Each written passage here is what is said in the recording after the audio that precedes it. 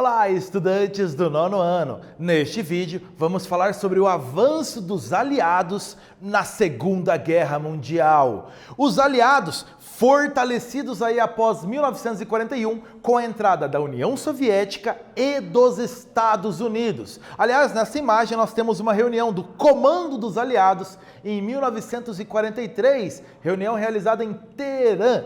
Então aqui você observa na imagem Joseph Stalin, da União Soviética, ao centro o presidente dos Estados Unidos, o Franklin Roosevelt, e do lado direito o primeiro-ministro da Inglaterra, o Winston Churchill, a liderança principal aí dos aliados, os três reunidos. Os países aliados, a partir de 1943, provocaram uma reviravolta na guerra, que até 1942 tinha aí no domínio das ações os países do eixo. A partir de 1942 para 43, um equilíbrio e uma reviravolta no destino, nos rumos da guerra. A Batalha de Stalingrado, entre novembro de 1942 e fevereiro de 1943, dentro da cidade de Stalingrado, no sul da Rússia, marcou a primeira grande derrota da Alemanha.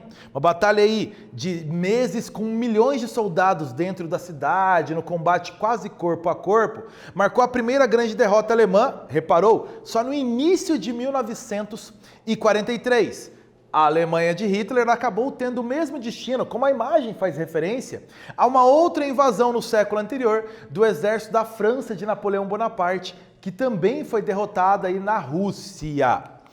A partir daí, a Alemanha ainda tentou uma ofensiva em Kursk, outra cidade próxima, a maior batalha de tanques da história, mas novamente derrotada. A Alemanha assumiu uma posição defensiva e mesmo assim com derrotas sucessivas nessa frente leste para a União Soviética. Também no norte da África, a Alemanha e a Itália passaram a ter derrotas seguidas para exércitos aliados no norte da África. Então, os países do eixo passaram a uma posição de recuo na Segunda Guerra Mundial. Até que em setembro de 1943, a Itália, já invadida com protestos da população, a Itália acabou se rendendo.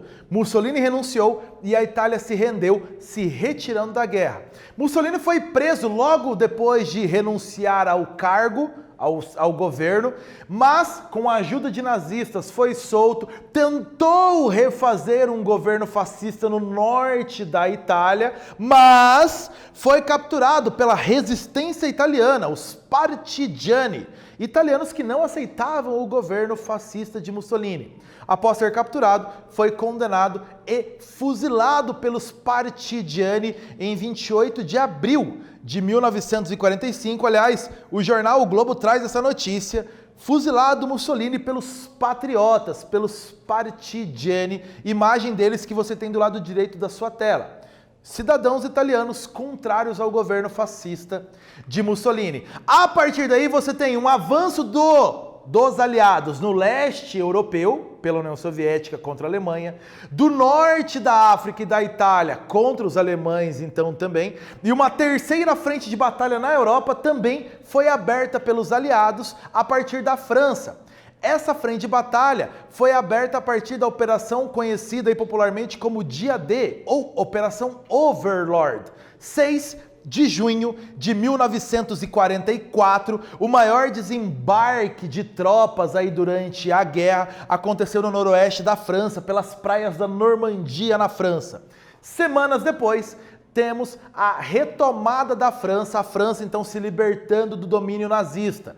Cada vez mais ficava claro para a Alemanha a derrota. Até que, no início de 1945, a Alemanha foi invadida pelos aliados.